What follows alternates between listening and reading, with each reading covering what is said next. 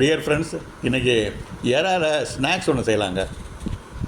கழுவி வச்ச இறா ஒரு 3/4 கப்பு, நறுக்கி வச்ச பெரிய வெங்காயம் ஒரு அரை கப்பு, பொடியாக நறுக்கின கொத்தமல்லி தழை ஒரு கைப்பிடி அளவு, நறுக்கி வச்ச இஞ்சி பூண்டு 3 ஸ்பூனு, வெண்ணெய் வந்து ஒரு 3 ஸ்பூனுங்க. இந்த பொருட்கள் எடுத்துக்கங்க. ஏற்கனவே பொடி செய்து வச்சுருந்த சீரகத்தூள் ஒரு ஸ்பூனு, கரம் மசாலா ஒரு ஸ்பூனு, மிளகுத்தூள் ஒரு ஸ்பூனு, மிளகாத்தூள் ஒரு ஸ்பூனு, தனியாத்தூள் ஒரு ஸ்பூனுங்க. இதெல்லாம் எடுத்து வச்சுட்டுங்க, ஒரு வானொலி தவா எடுத்து அடுப்பில் போடலாங்க. போட்டு வானொலி சூடான உடனே அதில் வெண்ணெய் ஒரு 3 ஸ்பூன் போட்டு அதை நல்லா காய்ச்சிக்கலாங்க.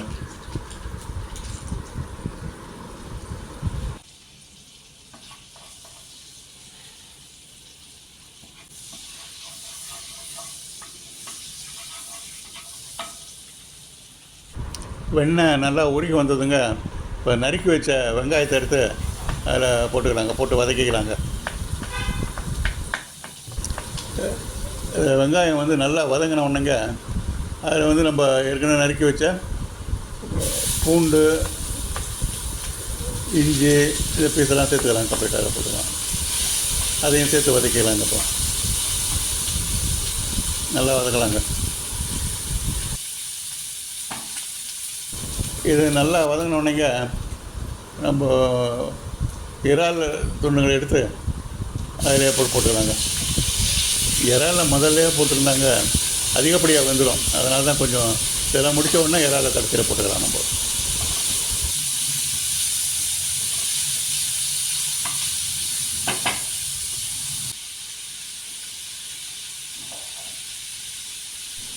இதில் இப்போ தக்காளி பியூரிங்க, அது ஒரு அரை கப் சேர்த்துக்கலாங்க.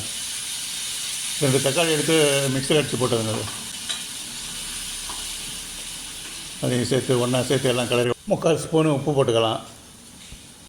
ரொம்ப கெட்டியாகிடுச்சு. ஒரு 1/4 டம்ளர் தண்ணி ஊற்றிக்கலாங்க. தண்ணி ஊற்றி அப்படியே கிளறி விட்டுக்கலாம். இப்போ டேஸ்ட்டுங்க, ஒரு முட்டை எடுத்து ஒரு கப்பில் எடுத்து உடச்சி ஊற்றிக்கிட்டு அதை நல்லா மிக்ஸ் பண்ணி அந்த இதில் சேர்த்துக்கலாங்க.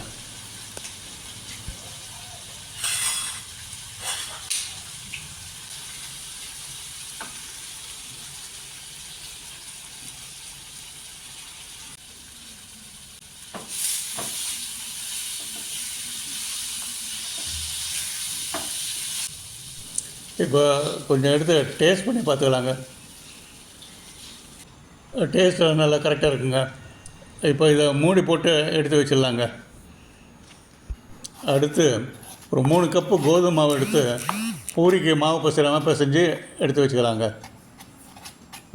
இப்போ இந்த மாவில் மீடியம் சைஸு பூரிங்களாக போட்டு எடுத்து வச்சுக்கலாங்க.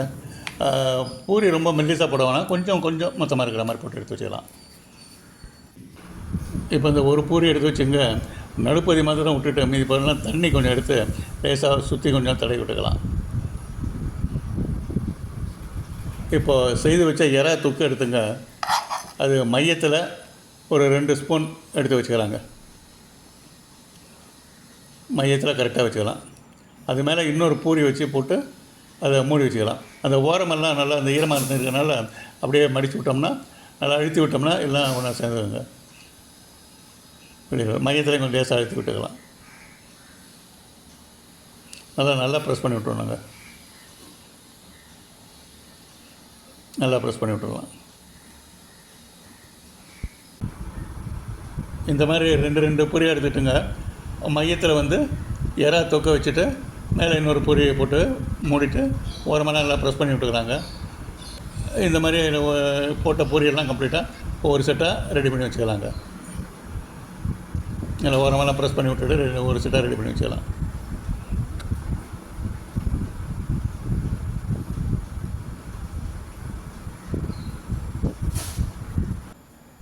இப்போ அடுப்பில் கடாய் வச்சுட்டேங்க, அதில் ஒரு 1/4 எண்ணெய் நிரப்பி வச்சிடலாங்க. எண்ணெய் நல்லா காயட்டுங்க. காய்ஞ்ச உடனே இப்போ நம்ம செய்து வச்ச இறா தொக்கு ஸ்நாக் எடுத்து அப்படி ஒன்று அதில் போட்டு லேசாக ஃப்ரை பண்ணி எடுத்துடலாங்க.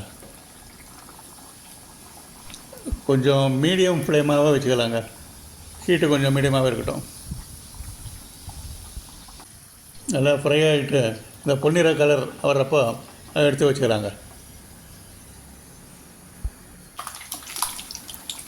இதே மாதிரி ஒவ்வொன்றையும் ஃப்ரை பண்ணி எடுத்து வச்சுக்கலாங்க.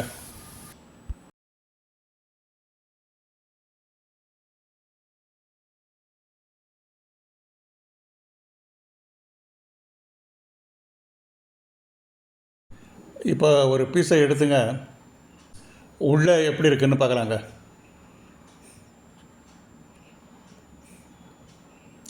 நல்லா ரிச்சாக இருக்குதுங்க.